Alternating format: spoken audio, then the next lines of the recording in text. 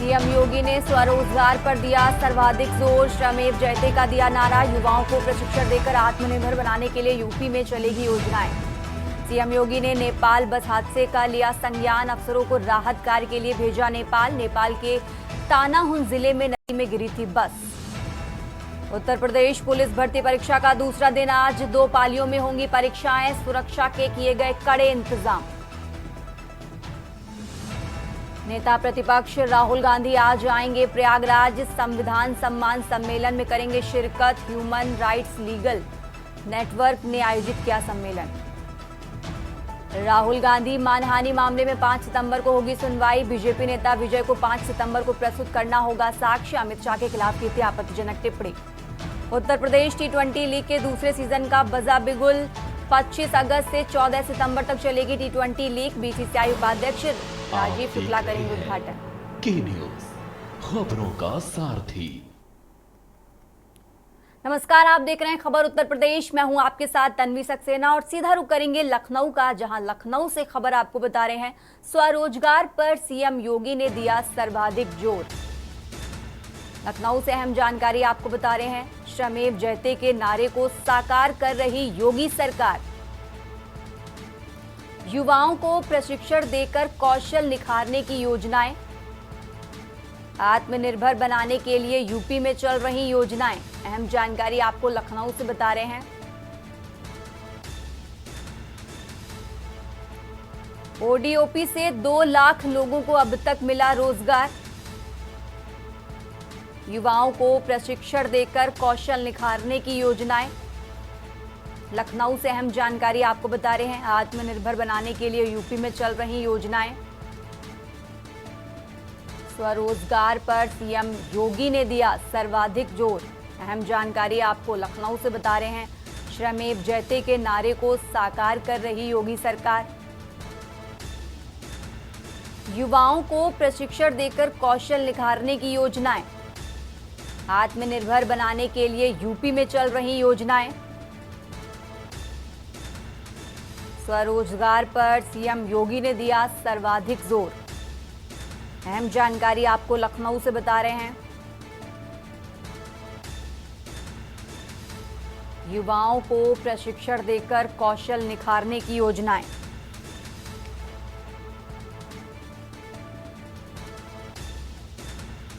युवाओं को आत्मनिर्भर बनाने के लिए यूपी में चल रही योजनाएं। श्रमेव जयते के नारे को साकार कर रही योगी सरकार। युवाओं को प्रशिक्षण देकर कौशल निखारने की योजनाएं। आत्मनिर्भर बनाने के लिए यूपी में चल रही योजनाएं। अहम जानकारी आपको लखनऊ से बता रहे हैं, जहां स्वरोजगार पर सीएम योगी ने दिया सर्वाधिक जोर।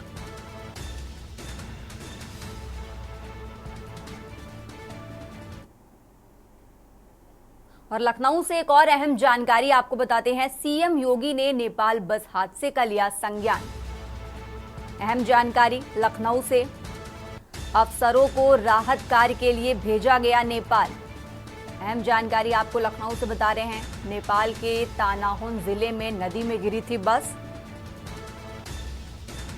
बस हादसे में अब तक 27 यात्रियों की हुई मौत।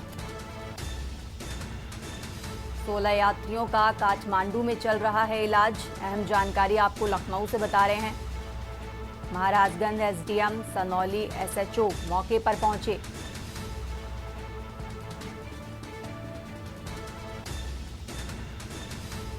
लखनऊ से अहम जानकारी आपको बता रहे हैं। राहत आयुक्त ने महाराष्ट्र सरकार को दी जानकारी। पोस्टमार्टम के बाद भारतीय टीम को सौंपे जाएंगे शव। सड़क मार्ग से गोरखपुर एयरपोर्ट लाए जाएंगे सभी शव। गोरखपुर एयरपोर्ट से शवों को भेजा जाएगा महाराष्ट्र। अहम जानकारी आपको लखनऊ से बता रहे हैं। घायलों को इलाज के बाद लाया जाएगा भारत वापस। सीएम योगी ने नेपाल बस हादसे का लिया संज्ञान। अफसरों को राहत कार्य के लिए भेजा गया नेपाल। अहम जानकारी आपको लखनऊ से बता रहे हैं। नेपाल के तानाहुन जिले में नदी में गिरी थी बस। और बस हादसे में अब तक 27 यात्रियों की मौत हो चुकी है। 16 यात्रियों का काठमांडू में इलाज चल रहा है। अहम जानकारी आपको लखनऊ से बता रहे हैं। महाराजगंज एसडीएम, सनौली एसएचओ मौके पर पहुंचे। एडीएम महाराजगंज को कोऑर्डिनेट की सौंपी गई जिम्मेदारी। राहत आयुक्त ने महाराष्ट्र सरकार को दी जानकारी। हम जानकारी आपको बता रहे हैं लखनऊ से। पोस्टमार्टम के बाद भारतीय टीम को सौंपे जाएंगे शव। सड़क मार्ग से गोरखपुर एयरपोर्ट पर लाए जाएंगे सभी शव। गोरखपुर एयरपोर्ट से शवों को भेजा जाएगा महाराष्ट्र।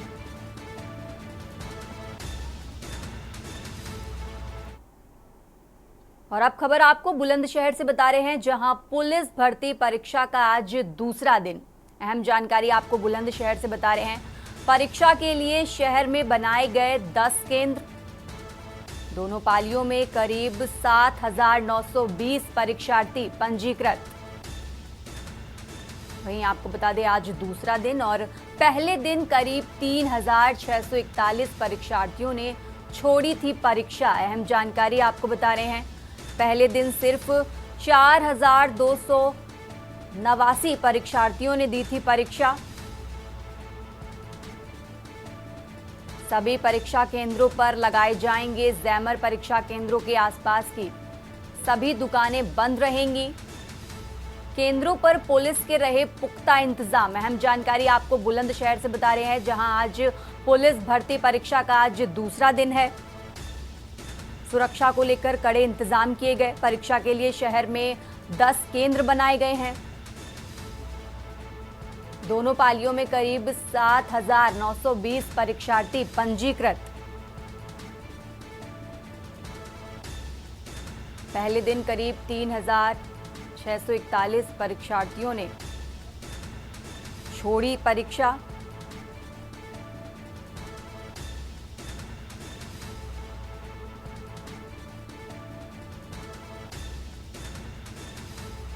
परीक्षा केंद्रों के आसपास की सभी दुकानें बंद। केंद्रों पर पुलिस के रहे पुख्ता इंतजाम। अहम जानकारी आपको बुलंदशहर से बता रहे हैं। पुलिस भर्ती परीक्षा का आज दूसरा दिन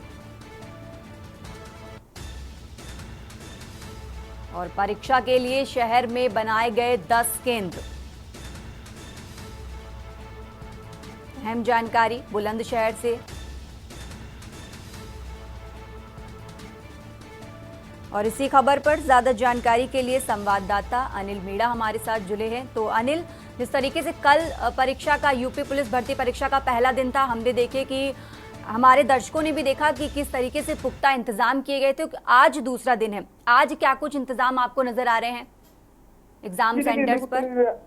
देखिए बिल्कुल मैं आपको बताऊं, जनपद बुलंदशहर की अगर बात करें, पुलिस परीक्षा को लेकर बुलंदशहर में 10 परीक्षा केंद्र बनाए गए हैं और दोनों पालियों में अगर पहले दिन की बात करें तो 7,920 परीक्षार्थी परीक्षा देने के लिए पंजीकृत हुए थे। लेकिन अगर बात की जाए पहले एक दिन करीब 3,641 परीक्षार्थियों ने परीक्षा छोड़ दी है और परीक्षा नहीं दी है। और जबकि बताया, अगर अधिकारियों के द्वारा बताया गया है कि 10 परीक्षा केंद्रों पर सिर्फ मात्र 4,279 परीक्षार्थियों ने ही परीक्षा दी है। जबकि जनपद बुलंदशहर के और परीक्षा सेंटरों की बात करें तो सभी परीक्षा केंद्रों पर जैमर की व्यवस्था की गई है, जिससे कि जो आसपास के जो लोगों के जो फोन वहाँ काम नहीं कर पाए। अगर आसपास की दुकानों की बात करें तो जैसे चाहे फोटो स्टेट की दुकान हो, साइबर कैफे की दुकान हो या जन सेवा केंद्र, सभी दुकानों को और उसके साथ साथ चाहे मेडिकल की या किसी भी तरह की अन्य दुकानें 200 मीटर तक की सभी दुकानों को बंद करा दिया गया है। और सुरक्षा व्यवस्था की अगर बात करें, सुरक्षा व्यवस्था के पुख्ता इंतजाम जनपद बुलंदशहर जिला प्रशासन के द्वारा किए गए। चप्पे चप्पे पर पुलिस बल तैनात किया गया है। अगर आज दूसरे दिन की परीक्षा व्यवस्था की बात करें तो सुबह से ही पुलिस बल भारी पुलिस बल तैनात है और डीएम और एसएसपी लगातार मॉनिटरिंग कर रहे हैं। और अगर बात की जाए तमाम जो जनपद बुलंदशहर के क्षेत्राधिकारी हैं, थाना प्रभारी हैं, सभी के वहाँ सुरक्षा व्यवस्था के लिए परीक्षा केंद्रों पर ड्यूटी लगाई गई है। और अगर बात की जाए तो 12 सेक्टर मजिस्ट्रेट और 10 स्टेटिक मजिस्ट्रेट लगाए गए हैं, जो कि स्टेटिक जो मजिस्ट्रेट लगाए गए 10 परीक्षा केंद्रों के लिए, क्योंकि वो ट्रेजरी से जो परीक्षा जो पेपर है उसको लाने के लिए और उन पुस्तकों कापियों को ले जाने के लिए लगाए गए हैं, तो जिससे कि किसी तरह की कोई भी गड़बड़ी ना हो सके। अगर बात की जाए तो जनपद बुलंदशहर के जो एसएसपी हैं और डीएम है वो लगातार जो सूत्र हैं के हवाले से जो लोगों को जैसे जो नकल में पड़े, पहले परीक्षा देते हुए नकल में पड़ेगी तो उन पर भी निगरानी रखी गई है और उनको भी नजरबंद किया गया है, जिससे कि कोई भी परीक्षा के दौरान सेंधमारी ना कर सके और माफियाओं पर लगाम कसने के लिए अगर जिस तरह से यूपी पुलिस की अगर परीक्षा की जिस तरह बात चले तो उत्तर प्रदेश सरकार की जो सबसे प्राथमिकता है इस परीक्षा को नकल विहीन करना है, क्योंकि एक पारदर्शिता से परीक्षा होने तो भी पहले ही इस भर्ती को लेकर उत्तर प्रदेश सरकार की और उत्तर प्रदेश पुलिस की पहले ही किरकिरी हो चुकी है। तो ऐसा उत्तर प्रदेश पुलिस और सरकार बिल्कुल नहीं चाहेगी कि दोबारा कोई भी गैंग इसमें सेंधमारी करे और कोई भी इस तरह गड़बड़ी करे, तो उससे पहले ही पुलिस ने सारे पुख्ता इंतजाम किया, किसी तरह की कोई भी धांधलेबाजी नहीं होने दी जाएगी और लगातार जो असामाजिक तत्व है उन पर भी और जो लोग हैं उन पे भी पूरी तरह से जनपद बुलंदशहर की पुलिस की नजर बनी हुई है। एलआईयू और जो स्पेशल ब्रांच है उनके भी जो लोग अधिकारी हैं वो भी लगातार चप्पे पर नजर बनाए हुए हैं। किसी तरह की कोई भी गड़बड़ी फैलने के लिए तत्काल मौके पर उन्होंने कंट्रोल रूम बनाया गया है। पुलिस जनपद बुलंदशहर के जो पुलिस मुख्यालय पर कंट्रोल रूम बनाया, जिससे कि एसएसपी ने सख्त निर्देश दिए थे और डीएम ने अगर किसी तरह की कहीं भी परीक्षा केंद्र पर कोई भी गड़बड़ी की आशंका होती है या किसी तरह की कोई भी अफवाह फैलती है तो तत्काल कंट्रोल रूम में शिकायत करें और शिकायत करने के बाद तत्काल वहाँ मौके बताओ अधिकारी पहुंचेंगे और अधिकारी पहुंचने के बाद उस समस्या का निदान करेंगे। लेकिन अगर व्यवस्था की बात करें तो चप्पे पर जो परीक्षा केंद्र बाहरी पुलिस बल लगाया 200 मीटर तक की दूरी पर पुलिस बल तैनात किया गया, जिससे कि न लोगों को वहाँ किसी को परीक्षा केंद्र के आसपास रुकने की किसी तरह की कोई भी व्यवस्था नहीं की गई है। और अगर परीक्षार्थियों की अगर परीक्षा केंद्र जिस तरीके से परीक्षा केंद्रों पर पुख्ता इंतजाम नजर आ रहे हैं आप बता रहे हैं, बहुत बहुत शुक्रिया आपका तमाम जानकारी के लिए। और खबर आपको बुलंदशहर से बता रहे थे जहां पुलिस भर्ती परीक्षा का आज दूसरा दिन है।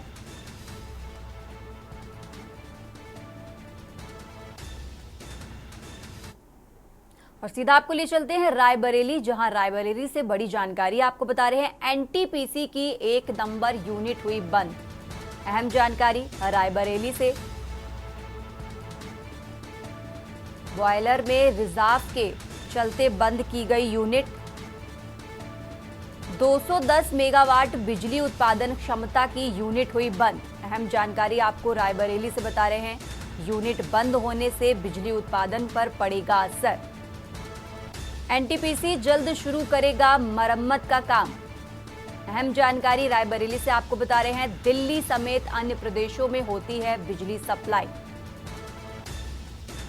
ऊंचाहार में स्थित है एनटीपीसी परियोजना। खबर आपको रायबरेली से बता रहे हैं, जहां एनटीपीसी की 1 नंबर यूनिट हुई बंद।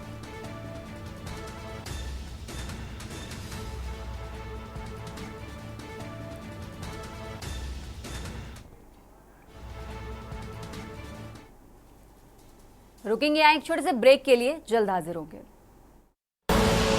आप देख रहे हैं के न्यूज, खबरों का सारथी।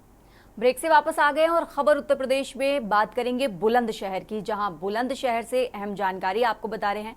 बदमाशों ने रिटायर्ड फौजी को बेरहमी से पीटा। अहम जानकारी आपको बुलंदशहर से बता रहे हैं। पिटाई के बाद बदमाशों ने बोले चेहरा याद रखना। बुलंदशहर से खबर आपको बता रहे हैं। पीड़ित की तहरीर पर 10 के खिलाफ एफआईआर दर्ज। कार से आए बदमाशों ने फौजी को बीच सड़क पर पीटा।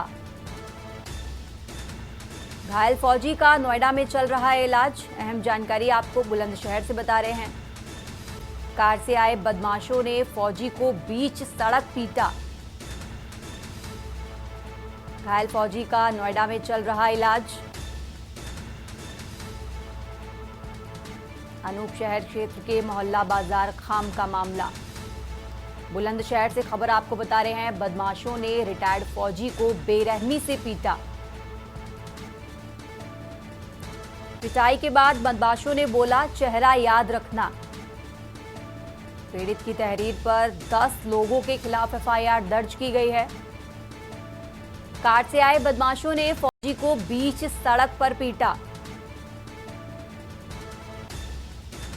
पीड़ित की तहरीर पर 10 लोगों के खिलाफ एफआईआर दर्ज की गई है। और अब खबर आपको रायबरेली से बता रहे हैं। तेज रफ्तार दो बाइकों की आमने सामने हुई टक्कर, बाइक सवार दो युवकों की मौके पर मौत।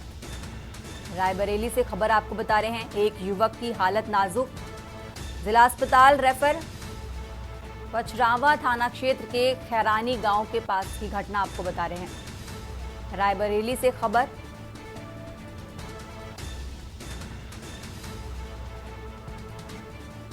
जहां तेज रफ्तार दो बाइकों की आमने सामने टक्कर, हादसे में बाइक सवार दो युवकों की मौके पर हुई मौत। एक युवक की हालत नाजुक, जिला अस्पताल रेफर। पचरावा थाना क्षेत्र के खैरानी गांव के पास की घटना आपको बता रहे हैं।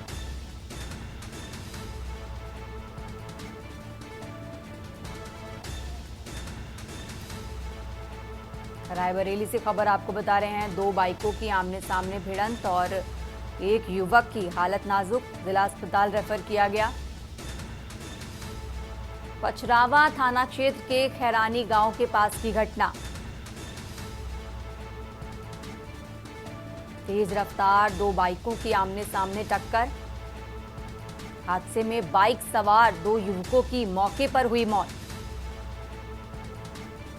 एक युवक की हालत नाजुक, जिला अस्पताल रेफर किया गया।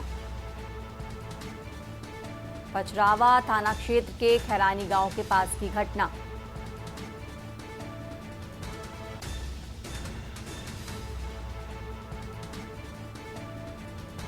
हादसे में बाइक सवार दो युवकों की मौके पर हुई मौत।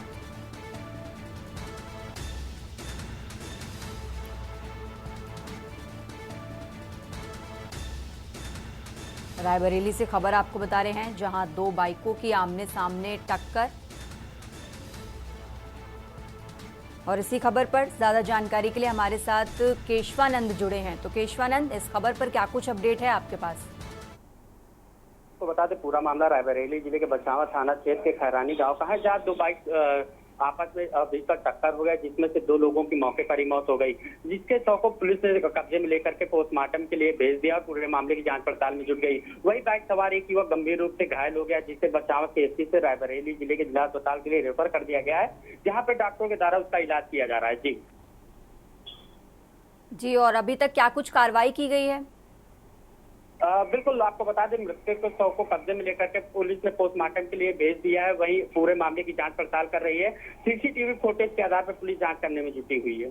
जी, बहुत बहुत शुक्रिया आपका तमाम जानकारी के लिए। और खबर आपको रायबरेली से बता रहे थे, जहां तेज रफ्तार दो बाइकों की आमने सामने टक्कर हुई, जिसमें दो लोगों की मौके पर ही मौत हो गई। रायबरेली से खबर आपको बता रहे थे।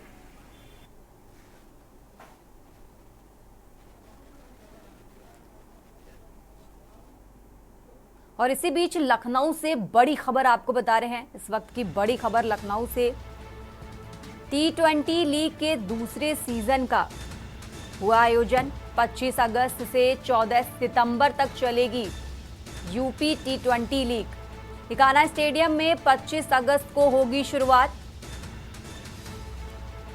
मेरठ, मावेरिक्स और काशी रुद्र के खिलाड़ियों का अभ्यास। अहम जानकारी आपको लखनऊ से बता रहे हैं, इकाना स्टेडियम में 25 अगस्त से शुरुआत होगी। मेरठ, मावेरिक्स और काशी रुद्र के खिलाड़ियों का अभ्यास होगा। गत विजेता काशी रुद्र की टक्कर बीसीसीआई उपाध्यक्ष राजीव शुक्ला करेंगे उद्घाटन।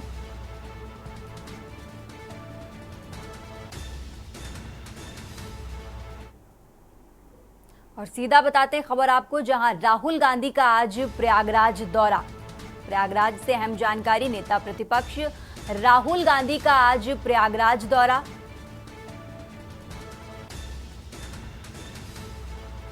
संविधान सम्मान सम्मेलन में करेंगे शिरकत। अहम जानकारी आपको प्रयागराज से बता रहे हैं। इलाहाबाद मेडिकल एसोसिएशन के सभागार में कार्यक्रम।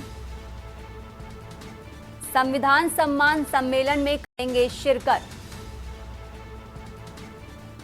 इलाहाबाद मेडिकल एसोसिएशन के सभागार में होगा कार्यक्रम और इसी कार्यक्रम में नेता प्रतिपक्ष राहुल गांधी होंगे शामिल। शाम 4 बजे होगा सम्मेलन का आयोजन। ह्यूमन राइट लीगल नेटवर्क ने आयोजित किया सम्मेलन। अहम जानकारी आपको बता रहे हैं प्रयागराज से, जहां नेता प्रतिपक्ष राहुल गांधी का आज प्रयागराज दौरा। राहुल गांधी आज प्रयागराज जाएंगे। संविधान सम्मान सम्मेलन में करेंगे शिरकत। इलाहाबाद मेडिकल एसोसिएशन के सभागार में कार्यक्रम होगा और इसी कार्यक्रम में राहुल गांधी शामिल होंगे। अहम जानकारी आपको प्रयागराज से बता रहे हैं।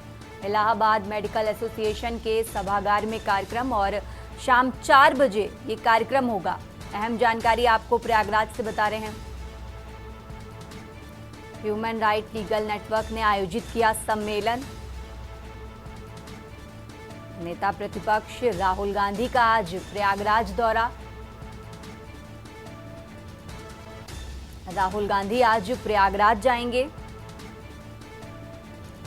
संविधान सम्मान सम्मेलन में करेंगे शिरकत। इलाहाबाद मेडिकल एसोसिएशन के सभागार में कार्यक्रम।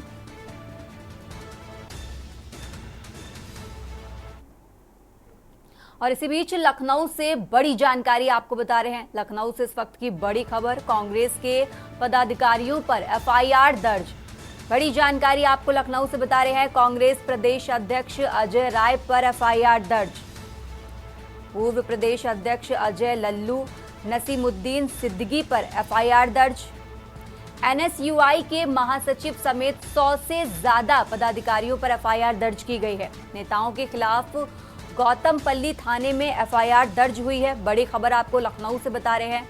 गोल्फ चौराहे के सामने भीड़ लेकर पहुंचने का मामला और इसी मामले को लेकर कांग्रेस के कई पदाधिकारियों पर एफआईआर दर्ज की गई है। देर रात दरोगा रमेश चंद्र पांडे ने दर्ज की एफआईआर। बीएनएस की धारा व आपराधिक कानून के तहत मामला दर्ज किया गया है। लखनऊ से बड़ी जानकारी आपको बता रहे हैं। कांग्रेस के पदाधिकारियों पर एफआईआर दर्ज हुई है। कांग्रेस प्रदेश अध्यक्ष अजय राय पर एफआईआर दर्ज। पूर्व प्रदेश अध्यक्ष अजय लल्लू नसीमुद्दीन सिद्दीकी पर एफआईआर दर्ज। एनएसयूआई के महासचिव समेत 100 से ज्यादा लोगों पर एफआईआर दर्ज की गई है। बड़ी खबर आपको लखनऊ से बता रहे हैं। नेताओं के खिलाफ गौतमपल्ली थाने में एफआईआर दर्ज की गई है। गोल्फ चौराहे के सामने भीड़ लेकर पहुंचने का मामला और इसी मामले को लेकर कांग्रेस के कई पदाधिकारियों पर एफआईआर दर्ज की गई है। देर रात दरोगा रमेश चंद्र पांडे ने दर्ज की एफआईआर। बीएनएस की धारा व आपराधिक कानून के तहत मामला दर्ज किया गया है। और इसी खबर पर ज्यादा जानकारी के लिए हमारे साथ संवाददाता शिवा शर्मा जुड़े हुए हैं। तो शिवा, जिस तरीके से कांग्रेस के कई पदाधिकारियों पर एफआईआर दर्ज हुई है, क्या है पूरा मामला? भीड़ को लेकर यहां पर बताया जा रहा है, तो ये पूरा मामला क्या है? देखिए तन्वी, परसों लखनऊ में कांग्रेस का एक धरना प्रदर्शन था जिसमें प्रदेश अध्यक्ष अजय राय के साथ पूर्व प्रदेश अध्यक्ष अजय कुमार लल्लू, सांसद सनत पुनिया, राष्ट्रीय महासचिव धीरज गुज्जर, कोषाध्यक्ष पांडे, इनके साथ साथ तमाम वो पदाधिकारी थे जो लखनऊ में उत्तर प्रदेश कांग्रेस कमेटी के लोग हैं। और वो लोग कांग्रेस कार्यालय के बाहर धरना प्रदर्शन कर रहे थे और उनकी कुछ मांगे थी, उसको लेकर के वो प्रदर्शन कर रहे थे। लेकिन पुलिस की वो एक सुरक्षा घेरा होता है जहां पर पुलिस उन्हें वहां तक धरना प्रदर्शन की अनुमति दे रही थी। उस सुरक्षा घेरे को तोड़ करके एक कांग्रेस का जो दल था वो राजभवन के सामने गेट नंबर 2, 3 और 4 के सामने पहुंच गया और वहां पर सड़क पर बैठकर धरना प्रदर्शन करने लगा। दूसरा दल मुख्यमंत्री आवास के पास गोल चौराहे पर पहुंच गया। वहां पर उन्होंने नारेबाजी की, हंगामा किया और हुल्लड़बाजी की। इस पूरे मामले को लेकर के लखनऊ पुलिस ने एक एफआईआर दर्ज की है। एक हजरतगंज कोतवाली में एफआईआर दर्ज हुई है और एक गौतमपल्ली थाने में दर्ज हुई है। दोनों ही एफआईआरों में तमाम जो पदाधिकारी हैं उनको नामजद किया गया है और उनके साथ साथ 100 ऐसे अज्ञात लोग हैं, प्रदर्शनकारी हैं कांग्रेस के, जिनको भी अज्ञात की श्रेणी में डाला गया है। तो पुलिस ने 223, 121 और 132 और आपराधिक कानून संशोधन अधिनियम 7 के तहत ये पूरी एफआईआर दर्ज की और लखनऊ पुलिस इस पूरे मामले में खुद वादी बनी है, कंप्लेनेंट बनी है। तो कांग्रेस के पदाधिकारियों की मुश्किलें बढ़ भी इसलिए सकती है क्योंकि वर्तमान में भाजपा सरकार है और लगातार कांग्रेस इस तरीके के जो प्रदर्शन है वो सड़कों पर निकल के करती रहती है। तो अब पुलिस के अफसरों की जो जांच पड़ताल है उसमें आगे देखने वाली बात क्या होगी कि आखिरकार जो प्रदेश अध्यक्ष हैं, जो बड़े पदाधिकारी हैं, जो कांग्रेस में सालों से जुड़े हुए हैं, उनको किस तरीके से नोटिस देकर के बुलाती है और उनके खिलाफ किस तरीके की कानूनी कार्रवाई करती है। लेकिन परसों का जो धरना प्रदर्शन था वो पुलिस अफसरों के लिए इसलिए भी एक बड़ा हेडेक बन गया क्योंकि सभी लोग तितर बितर होकर के सुरक्षा घेरे के बाहर गए और माननीयों के बाहर में, घरों के बाहर में, उनके सरकारी आवासों के बाहर में धरना प्रदर्शन किया है। तो 2 FIR कांग्रेस के बड़े पदाधिकारियों के ऊपर दर्ज हुई है। तो कांग्रेस की तरफ से अभी तो कोई प्रतिक्रिया नहीं आई है, लेकिन पुलिस अफसरों का साफ कहना है कि जो भी इसमें दोषी होगा उसके खिलाफ सख्त कार्रवाई लखनऊ पुलिस करेगी। जी, बहुत बहुत शुक्रिया आपका तमाम जानकारी के लिए। और खबर आपको लखनऊ से बता रहे थे जहां कांग्रेस के कई पदाधिकारियों पर FIR दर्ज की गई है।